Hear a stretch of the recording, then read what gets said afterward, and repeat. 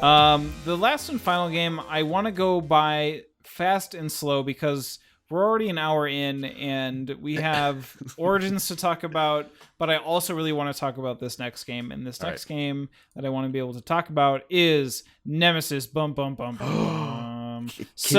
Yes, Nemesis. I'm very excited to hear about this. Okay, so Nemesis is a game by Adam Kwapiński, published by Awaken Realms. This was a huge miniature game after Lords of Hellas wrapped up. If you backed Lords of Hellas, they do this thing where I think is a really smart idea, is they give you a secret little package in your Kickstarter delivery and be like, hey, guess what project we have going on next time by the time you get this? And it's a little figure in miniature of their next game. And in Lords of Hellas, which I actually just recently got. Oh my gosh. Which is super exciting. They came with a little alien miniature for Nemesis, which is currently sitting on my desk, which is super dope. So I gave my Nemesis figure to my buddy who actually backed Nemesis, and I will want to play it someday. I recommend that day come sooner than later because, oh boy almighty, it is amazing. So while not wanting to completely probably fanboy out at this time, I do want to provide, I guess, some sort of context to what this game is all about. So in Nemesis, it is essential. I mean, people have akined it to Aliens, the board game, without the license. But what will happen is you're on this huge, huge ship, and you all awaken from hypersleep, and you find one of your key members is dead, as per this photo here. And so now you have to run around this ship and be able to steer it home and essentially win the game. And how this works with winning the game is that you're given these two objective cards, one for you personally and one for the corporation. And whenever the first monster comes out, you have to pick one of these two things. So the corporation is that you're working for the corporation, meaning that you usually have to do a key set of objectives and be very selfish and usually kill off everyone else on your team in order to survive. And then everybody else, if you pick kind of the more personal goal, you have to, usually try to save as much as possible or hyperspace into Earth and, take along all the different aliens that come with it. So in this game, we played a 5-player game, which was, I think, the maximum amount of players you can play. And we all waken up and we see that our captain is dead. And so we're like, oh God, what do we do? So what I really want to get into this game is how story driven and thematic this game is. It's amazing. So what happened is that there's a guy who's in orange who's in a wheelchair. Okay.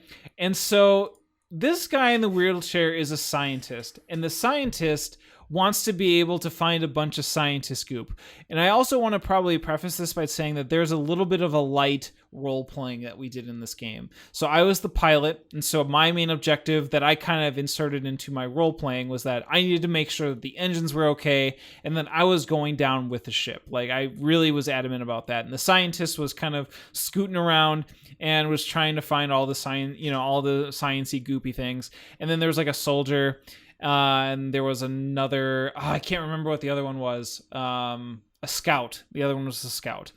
So the wheelchair guy, the soldier moves into like a bay, and he's kind of like rumbly and grumbly, and we all kind of were like, don't want to follow the rough and tough soldier guy. So then the scientist kind of wheels himself into a pile of goo, and so he gets stuck with goo, and then there's like these little tiles that exist that kind of talk about like what happens in that room. The door shuts right behind him, so he falls in this pit of goo, and then the door shuts. The door opens its goo. So he's in goo, and so he's kind of like shouting back at us through the corridor. It's like, oh God, it's all full of goo. And then the scout ends up going in another direction. Door slams shut behind her. So it's just me and some other guy. And I'm wanting to head towards one of the 3 different engines in the ship. So we all kind of like hilariously were like, we should all stick together. And then all of a sudden we've literally just all separately went our own ways. And as the game progressed, like what is hilarious is that like when you're gooed, like it just means that whenever you roll a certain symbol or lack of symbol, it just essentially means that something more bad happens to you. And so you'll notice that in this picture, there are a lot of these different yellow tokens around, and its significance is sound. So which is great about this game that I liked is that whenever you enter into a room, you know, you're kind of plodding and trotting along, and you roll this die, and whatever number it comes up as is where you place this specific yellow token, meaning that you enter into this room and then you hear something. And so when you kind of get into this light role-playing session and then you see these little markers drop down, you can almost picture yourself in this room, like looking around being like, oh God, it's in the vents. Oh, wait, did I hear something behind me? Oh, the door shut behind me. And so there's no way in unless if someone were to bang down the door or something like that. And so the game just kind of continues on, and then aliens start to appear. And then you can start to attack. So with each character, and you can kind of see at the lower half, is that you have a deck of 10 cards. And these 10 cards allow you to do specific skills and moves, and et cetera, et cetera. And Gaxio, no, I have not seen the 3D printed Nemesis shipboard, but I immediately now want it. Yeah, that so sounds thanks. amazing. Thanks very much for that. Someone in our chat is asking if we have seen the 3D printed shipboard, and that sounds amazing. Yeah. So what you do is these are also just the different actions you can do. Like when you're in certain rooms, you can like hack into a thing, and each one of these decks are similar. Or not, they're asymmetric, so each of them kind of have their own different unique abilities in terms of what you can do and what have you. Oh, cool, thank you. There's a YouTube link. I'm going to check it out after the stream. And there's this, so you use these cards to be able to do all these different types of skills. There's like a crafting system in this game, which you can use to craft different items that allow you to give like an edge up on the aliens. And there's like different types of aliens. So there's larvae, there's like these little, there's larvae, and then there's like ones that are like crawlers, then there's adults, and then there's like breeders, and then there's like the giant queen. And how these end up spawning is that you have like this bag of discs, and whenever you have a room that is surrounded by all these different yellow tokens or noise tokens, and then you end up rolling a die, and then there would be a need to place another noise token on another corridor that has one, an alien appears right in that room, and you have to kind of like deal with it. And so when you deal damage, you roll this like red die that you can kind of see down by my player board, and you will be able to do damage based upon whether it's a larva, an adult, a breeder, et cetera, and then you can usually kind of work with that to enhance things against the specific alien. And not all aliens are the same. You have to like flip over this deck of cards, or like a deck of cards that have these aliens on it, or events. I'm trying to remember which it is, but it also has like the life points of the alien, so it kind of like fluctuates. Mm-hmm. So while you start like piling these damage cubes onto an alien, it might take longer to kill an alien versus like, you know, a standard set of hit points. It has to like, the amount of cubes has to be equal to or greater than the number that is shown on this like deck of cards that you will see that also acts kind of like as an event thing. So, and that's also how they move too. So there's this whole idea of like a deck of cards doing multiple things, kind of like what Root does. Bam, Root again mentioned. Amazing. So happy. We're like 3 for 3. Yeah. Since this has all gone down. In any case, this game goes on for, like I say, 3.5 hours in this scenario, and there's just a lot of different deceit. One of the scouts was like trying to tamper with the engines, and you couldn't like trust her, but you can't like fight against them.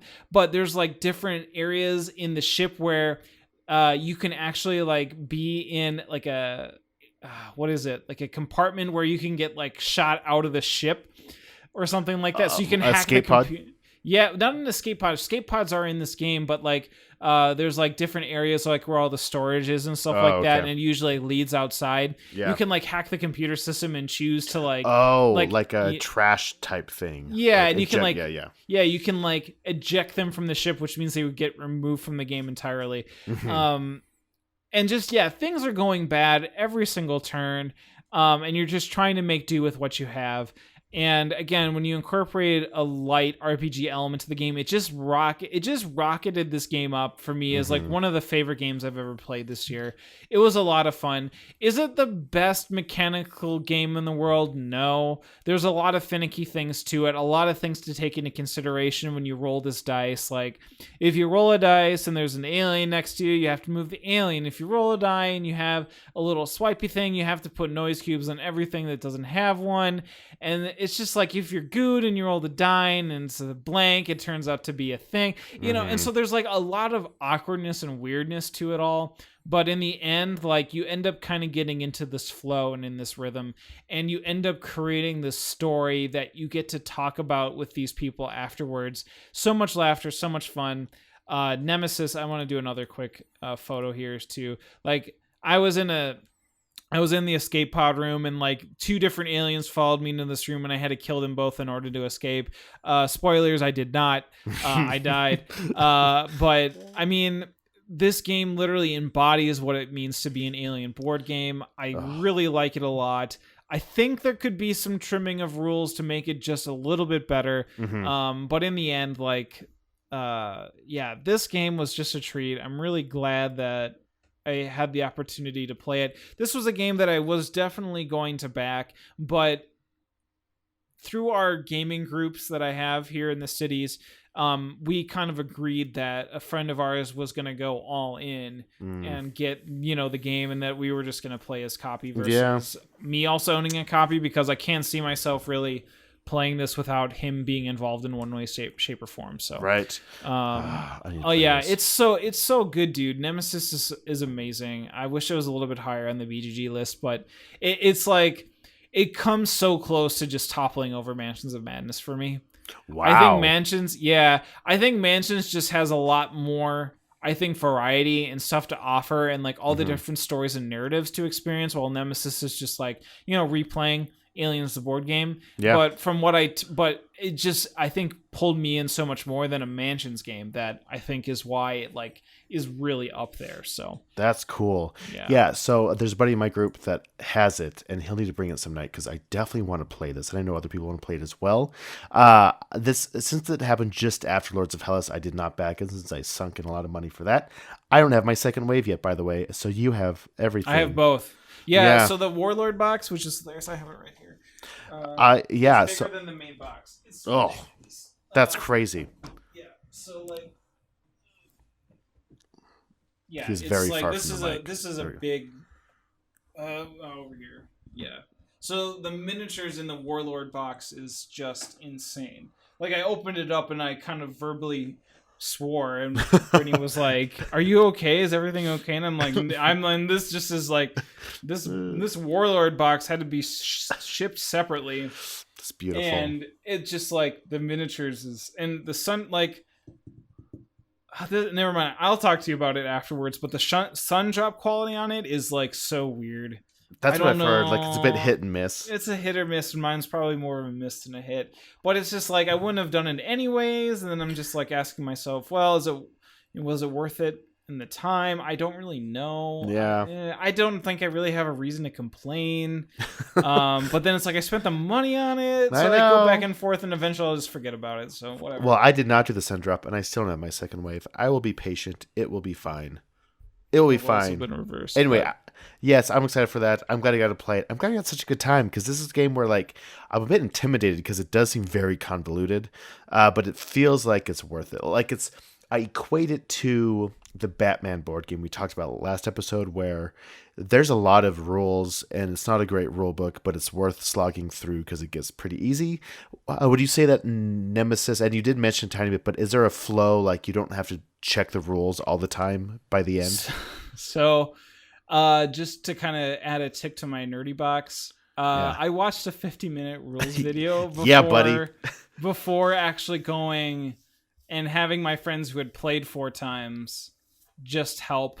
So like the game went really fast because I had prepared and actually kind of was a little bit more knowledgeable about the rules than my friends who had played it 4 times more than me. All right. So hey, in the end though, like It was good. I've heard though, and they've told me that the rule book is pretty poop. Yeah. So watch the video. The video is very friendly and very good. And they also do a Lords of Hellas one, which I also that's had nice. begun to watch. The same type of video creator did it for Lords of Hellas. So when I get time to actually scheduling a night to play that game, I'll be doing something similar. But yeah, in any case, Nemesis, huge thumbs up for me. If we ever do like a rolling double stamp of approval, bam, this gets one. Just add it it to the list rolls of stuff 2 6s. I don't know what it would be. That would be a great rating system. I know, like out of 12, 2 to 12. Like, what's our rating? it's a 4 and a 3. Exactly. Or is it a 6 and a 1? Ooh. Or is it a 2 and a 5? Anyway, okay. And so your friends who played Nemesis 4 times and they were playing the 5th time with you, it sounds like, are they still enjoying it? Absolutely, 100%. And that is what's exciting. So yeah, all right, that's cool. They're totally down for it. Yep. Nemesis Nemesis by Awaken Realms.